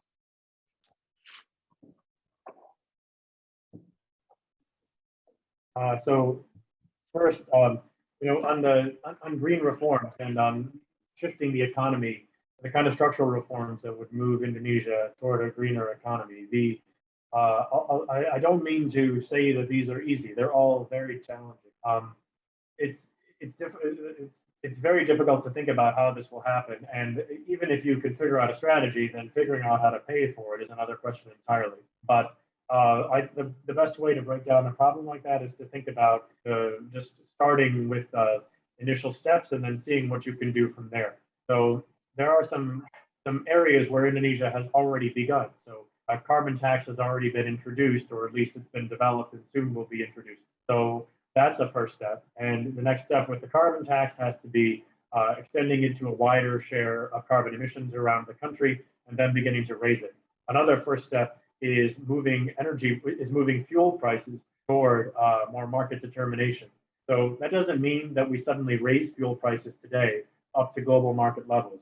There can be an adjustment period where prices would rise only slowly, but over time, moving toward market levels of gasoline prices is a structural reform that has to be undertaken if we're going to be consistent with climate change, and that reform has to be brought about in a way that protects low-income households. And the protecting of low-income households is something that Indonesia can do. I think just as a result of higher commodity prices already, I read that 30% of households have already received a subsidy check to try to help them through these higher prices. And it's quite clear that during the pandemic, the Indonesian government was able to support a lot of low-income households. So we do have the ability here to support people and make sure that the transition doesn't disproportionately hurt low-income households. There are other reforms that will have to be done that are also challenging and that would require legal changes. So one of those is beginning to move the electric system towards something that has higher capacity as we move toward electric vehicles, but also allows for regular people to sell solar energy into the system, or we can open geothermal plants. So there has to be investment in transmission around the country. And for that, you need tax revenue and you need a way for PLN to be able to price better. So, but again, those are doable first step reforms. You think about how does PLN price the electricity that it buys and how does it price the electricity it sells. The government has to figure out a way to improve the quality of the grid. So maybe we can use part of the carbon tax revenue to pay for that, or we need to improve the overall burden of taxation. But those structural reforms, they're daunting, but we have to start somewhere, and there are initial steps we can take. And then on populism and the elections, I mean, the IMF works with the governments of all of our member countries, so I don't have a view on the election specifically. On populism, that's a problem in a lot of places, and the way we see it is that the success of populists is a failure of agencies like ours to work with countries to make growth more inclusive. If people are unhappy with the way that the economy is going, it means that we haven't designed economic policies that benefit everyone. And we need to try to make sure that those policies do benefit people and that everybody can participate in the system. So, for example, with the green transition, we need to make sure that this transition generates jobs and that people who lose their jobs as a result of changes to the economy aren't just left behind, that they have new jobs. So we are quite concerned about populism around the world, but it just means that we have to think harder about how our policies can make sure that everybody benefits. Okay, thank you, Jim, for your answers to that. I would like to touch upon the some other aspect that hasn't been, been included in your presentation. But I think the question is kind of there for a while in terms of Indonesian financial sector. So there has been a big question on how to deepening the financial market of Indonesia, and then there are many issues on due to the shallowness of Indonesian financial market, and the government is formulating a reform through several regulation and policy packages to actually deepening the Indonesian financial market and financial inclusion. And some would argue that the fintech would play a big role on this development process. I would like to get your perspective on this issue. How much do you think the fintech would play a role in deepening Indonesian financial access and inclusion, and or do you think there is a more structural issues on the sector itself? So yeah, I think this is the question that many would like to hear the answer to, or your perspective on this, Jim.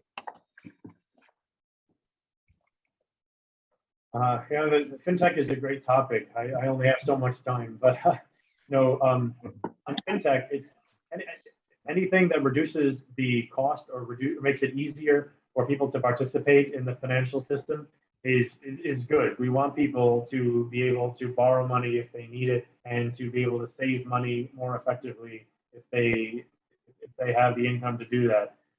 So anything that makes that easier is a good idea. So fintech, to the extent that it helps and it makes it easier for people to open bank accounts or to get access to insurance or get access to savings, all of that is good. In the short run, we want to see all kinds. There's a lot of innovation happening in fintech. We want to make sure that people have different opportunities and that there's different business models that are being tried. It's important to allow innovation to take hold. The two concerns we would have about that are just customer protection and financial stability. So first of all, it's as people try new financial models and new ways of working with fintech, we have to make sure that people aren't getting swindled. That it's very clear what kind of products they're buying and what the risks are. That things aren't just pyramid schemes that are encouraging people to buy in and then lose their money. So it's important that we understand what the fintech products are and what these companies are doing, and make sure that they're not hurting people. And the second one is financial stability. Right now, fintech is relatively small in most countries, including Indonesia, so its effect on the rest of the financial system isn't so big. But people will use fintech as a way to get around other rules. I know that I used to work on China, for example, and in China, if you want to buy a house, you have to put a certain amount, as in most countries, you have to put a certain amount of money down. So when I was there, it was 15% of the value of the house you had to put down. People started going to fintech companies and doing peer-to-peer lending to get their down payments. But that completely undermines the rule. If you're borrowing for a mortgage and you're borrowing for the down payment, then the regulation doesn't work. So we have to make sure that fintech isn't being used as a way to circumvent regulations elsewhere in the financial system. And that's very difficult to do everywhere because it's a very fast-moving industry. But if it can provide benefits and these services are bringing new people in, that's great.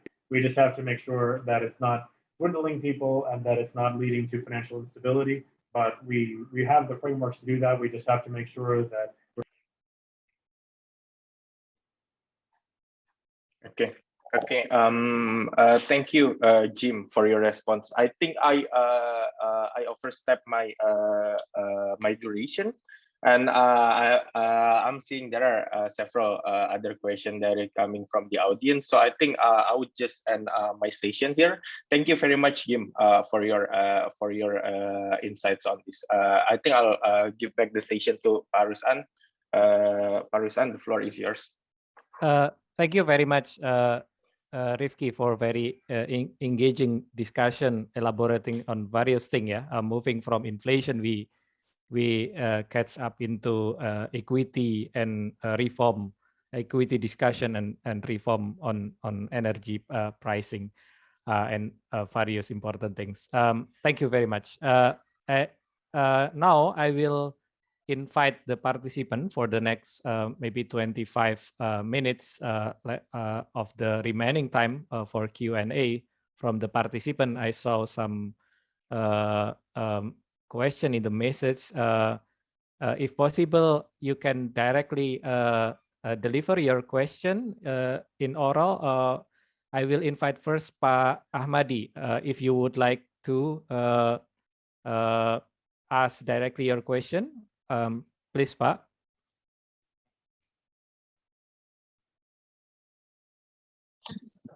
Okay, thank you, Pak Rus'an.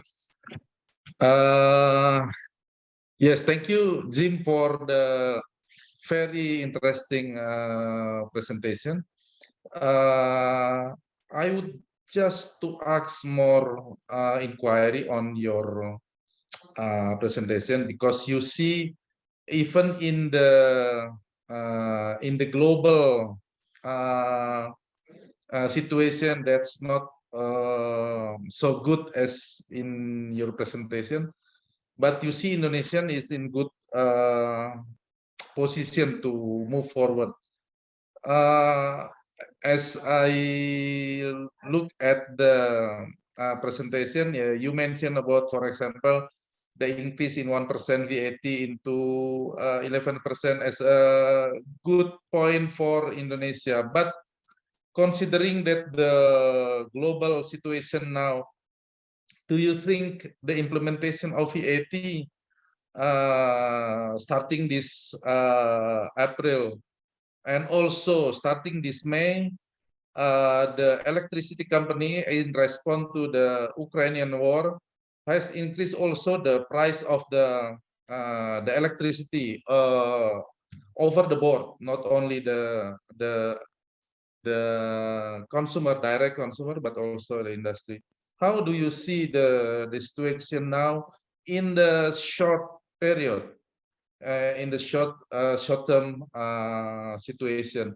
Do you think Indonesia is in, or say, for example, in this situation, maybe IMF will revise down the expectation of the growth of Indonesia, or you still in faith with the previous release expectation about the Indonesian growth? Thank you. Thank you, Pak Ahmadi. Please, Jim, on this VAT and electricity price increase. So on the VAT, it's never a good time to raise taxes. And the issue, you can never time when is the best time to do it. And it seems to me that the more you try to figure out when is a good time to raise taxes, the more you're just politicizing a decision that's already very difficult and very political. It's very impressive that Indonesia was able to get such widespread political support for a tax reform like the tax harmonization law. It's, when the economy is strong, people don't want to raise taxes because they want to keep things going. And when the economy is weak, you don't want to raise taxes because you don't want the economy to weaken even further. So, the tax increase happened. The economy will be in a different position when the next tax rate increase goes through. And I hope at that point that it doesn't really affect the economy too much. But it's important that Indonesia's tax ratio is increased. Most countries collect a lot. Most countries at Indonesia's income, so relatively similar countries, are able to collect a lot more tax revenue than Indonesia is. And what that means, more money to spend on education and infrastructure. Then on the electricity prices, it's just a similar thing. And Indonesia is a little complicated because of the way that electricity is purchased. But we would hope that over time, Indonesia can move toward a system where PLN is paying for the electricity that it buys at prices that reflect their destruction to the environment, which would mean that PLN pays more for coal than it does right now, but probably less for solar or for wind or for geothermal. And then it can sell its electricity to consumers at a price that's also that allows it to make a profit, but is consistent with with a reasonable amount. And then low-income households can be subsidized to make sure that they have access to electricity at all. But what that means is that there will be changes to prices of electricity, and they may come at difficult times.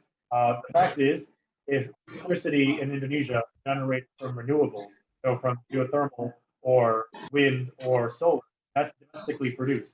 So global change wouldn't have as much of an impact. And we would, I think somebody should be on mute. I'm not sure. Well, thank you, Jim. A shift toward renewables would mean that prices don't change as a result of changes around the world. So there would be more predictability from that point of view. But there are changes that have to happen to get there, and those changes will have to be brought in over time. I think there was a third question, but I think I forgot it. Yeah. Do you want to reiterate the remaining question, if any, Pak Ahmadi?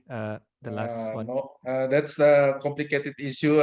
This is the between the long-term effect and short-term measure that we should look at. But in general, I agree with what Jim said. Thank you. Yeah. Thanks, Pak Ahmadi. I will move to the next question from Cornelia Ayu, who requested me to read it for her. Dear Jim, thank you for the presentation. Indonesia so far have done it better, and our current economic looks quite good, despite the fact that we are facing risks, especially from commodity price as the importer for fuel. I'm quite worried that the situation will get worse. And this morning, I also heard a news about our President Jokowi stating that the IMF predicts 60 countries will fall into crisis, while 40 countries are confirmed to be in difficult situation. In your opinion, what should we anticipate most for this? As in your presentation, you also mentioned that the IMF has a pessimistic outlook about the ASEAN growth. Could you respond to that, Jim? Thanks. So, I mean, on the issue of countries, the riskiness we associate with different countries, there are a lot of countries that are very dependent on food imports or on fuel imports, and in those cases, we are concerned about their ability to pay for those imports. Obviously, we're particularly concerned about food. So, I wouldn't say that this is it's as much a humanitarian issue as an economic one. And that is solvable within the global system. We have to make sure that people are aware of these problems and that everybody's working together to address them. And the IMF can help countries go through those problems if they have problems with accessing food imports or dealing with high prices of fuel. We do work with countries that are in those positions. Indonesia is very far from that kind of situation, and I would emphasize that very strongly. That Indonesia has a very strong track record of keeping inflation under control. The budget deficit, it went up, but that's okay. Budget deficits always go up during difficult times. The credit rating agencies, since we talked about them before, they're happy with Indonesia's performance. This is a country that has very strong macroeconomic fundamentals. It is an issue that fuel prices and food prices are higher here, but Indonesia is very far from any kind of challenge, of any kind of real instability on that scale, and we are not concerned about it. So we are concerned about it in countries that are very dependent on imports, and that is a global issue. But Indonesia is not in that category, and we are pretty optimistic about Indonesia's growth. There's always risks that come in from outside, but our bottom line is pretty optimistic. Yeah. So in clarifying this list of 40 countries confirmed to be difficult situation, so you are suggesting the opposite, yeah? It's not that pessimistic figure at the moment. Well, we're pessimistic. We're very concerned about some countries, but Indonesia is one of those countries. That's yeah. Yeah. That's the relieving response. I hope Cornelia monitor that, and I now will move to Alfian. Would you like to read, and happy to read ask directly your question, Alfian, or should I? Sure, Pak Nasrudin. Yeah, please go ahead. Thank you, Pak Nasrudin. First of all, sorry I didn't turn on my camera because it's a bit dark here. Okay. And okay, I'm going to go to my question. So currently the central bank has launched its payment system blueprint for the upcoming 5 years. With their main goals are to digitalize everything in Indonesia, specifically in banking and payment system industry. So now we have experience now in Indonesia, even the smallest merchant like hawkers can now use the QR code as their payment. And me as a consumer, I look at it, it is very simple and reliable, but I would like to understand how this digitalization can help Indonesia from Jim to recover its economic post-pandemic and how it will impact the growth in Indonesia. Thank you. Yeah, on digitalization of the payment, please, Jim. So digitalization can help simplify things in a lot of ways, and it's similar to what I said about fintech before. The main benefit, or at least an important benefit that comes from it, is that it just reduces the cost of dealing with the financial system and for people to participate in the financial system.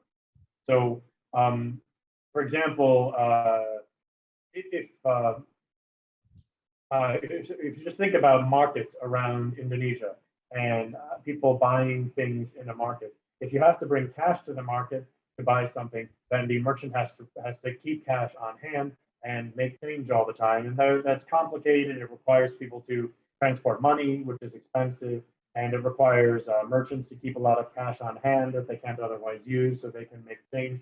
And it makes it a little more difficult to provide transactions. But if you can just make payments electronically through a text message or through an app on your phone, which is where this digitalization is going, and then it just becomes easier to engage in these kinds of transactions. And the money goes directly into the merchant's bank account and out of the customer's bank account, which is also very helpful. You don't have to deal with the cost of withdrawing money or the time it takes to withdraw money.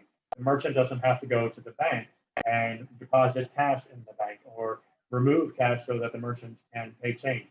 So it just streamlines the process and saves time and saves money. And because of that, it just becomes easier to buy and sell things. So that's for an established business. But another thing that you can see from digitalization is it becomes easier to establish your own business. So in countries that have already moved toward fully digital payments, so places like Australia or a lot of countries in Northern Europe, if you want to pay somebody, or if somebody wants to start a business, you can just scan a code on their phone and the money is automatically transferred. So what this means is that you don't even really need to have a business bank account or to have a cash position to engage in financial transactions. You can just do it automatically through an app on your phone or scanning a code. It just makes it much easier to engage with the financial system. So this is not something that's going to, it's not like inventing electricity. It's not going to revolutionize absolutely everything, but it will make every transaction a little faster and a little easier and a little less prone to fraud. So that does improve overall efficiency and makes it easier to bring more people into the system. It makes it easier to start businesses. So it is good. Digitalization can really help just increase everybody's access to the financial system and make all businesses a little more efficient.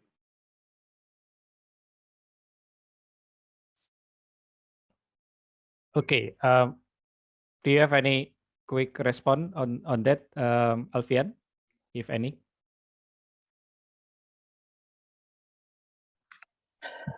From my side, no, but I think I have one follow-up question. Do you think by the government already pushing the industries to force this digitalization, which is good for everybody, will reduce the cost, it is more efficient, and it is more reliable to the industry and to the consumer? Do you think the government should play also in the industry as a player?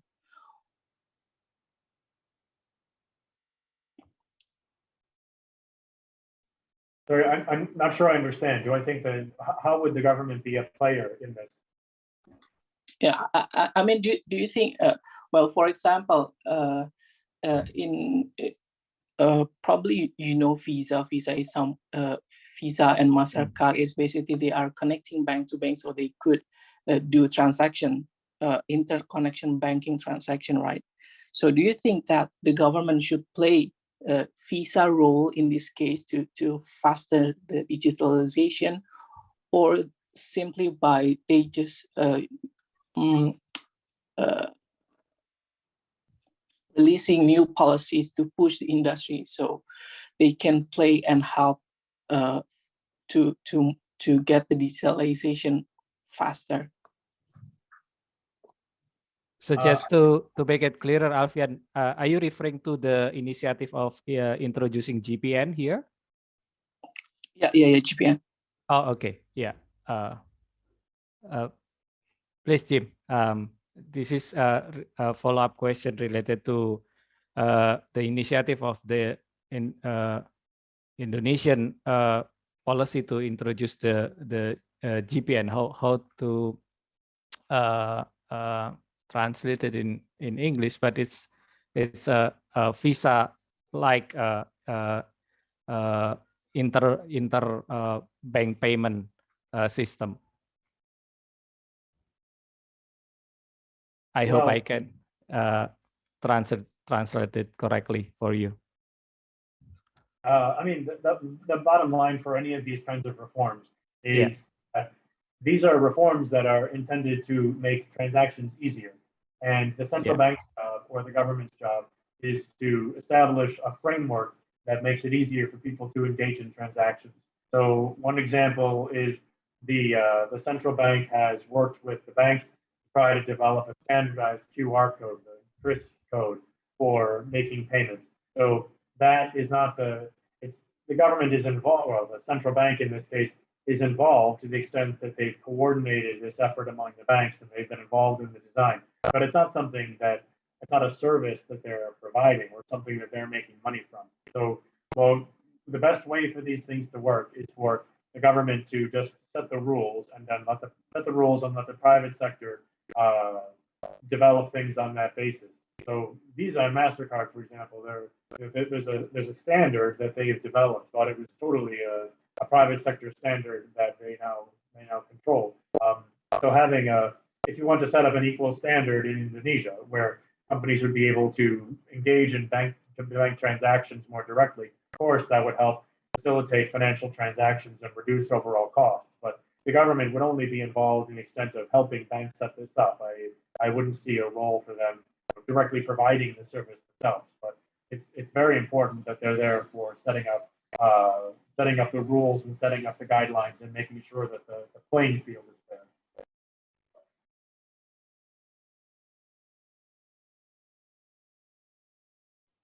Yeah, I hope that answers your question, Alfian. I'm afraid I need to move to the last question, if any, because we are ahead of 4 p.m., just 5 minutes to go. Is there any last question from the participant?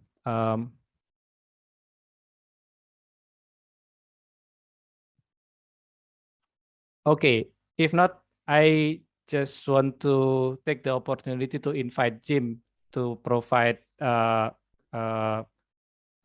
closing statement of today's public lecture before we conclude the seminar. Over to you, Jim. Well, thanks again. Thanks very much for inviting me to talk with everybody today. It's always great to hear questions and hear what kind of issues people are concerned about. This issue of digitalization that came up a few times, that's something that we hear about a lot, and I don't always get a lot of questions on it. So I'm glad to see that it's something that people are talking about, and I'm curious how it's working in Indonesia. But just to reiterate, the fund works with the government of Indonesia and the central bank here to try to make sure that growth is sustainable and inclusive over the long run. We've learned a lot from Indonesia over the years about different kinds of economic policies, and we hope that our advice is useful to them. At the moment, we have a lot of strains in the global economy. We're still coming out of the pandemic. The war in Ukraine has led to a downward revision of growth and upward revision of inflation. We're all very concerned about inflation in the US and the situation in China. And that means that the global outlook for Indonesia is not as strong as we would have hoped 6 months ago. But overall, it does look like Indonesia has come through the pandemic in a relatively good position. Macroeconomic position is quite good here. Reserves are strong. The government is on track to bring the budget deficit down. The central bank has to be vigilant about inflation, but so far it's doing a good job of keeping things under control. So in the long run, the success of Indonesia and Ensuring that growth is sustainable and inclusive over the long run will result in continuing that kind of macroeconomic stability, but also making sure that Indonesia remains a good place to invest. And finally, engaging in the green transition that we hope will be undertaken by all of the countries around the world to try to make the whole economy more sustainable globally. And again, I would say that this year, Indonesia is in charge of the global discussions on these issues. So it's a very important opportunity for Indonesia to Indonesia's voice to be heard and to make sure that everyone is on the same page and knows where Indonesia is on these issues. So I'm optimistic about Indonesia, and I think it'll be an exciting year. Thanks again, and I look forward to another discussion. Thank you very much, Jim, for very insightful lecture today. I believe that not only our student but all of the audience that attending this afternoon lecture benefit most from you, not only about the update of Indonesian economic outlook, its role in current global economy, also your important key messaging on how the Indonesian government especially to prioritize some key important policy and reform. By this, I will conclude today's session, and let's our appreciation to James with the virtual clap. If everybody can join me in thanking Jim for sharing with us this afternoon. And yeah, thank you everyone for joining. Stay healthy and see you next time. Thank you.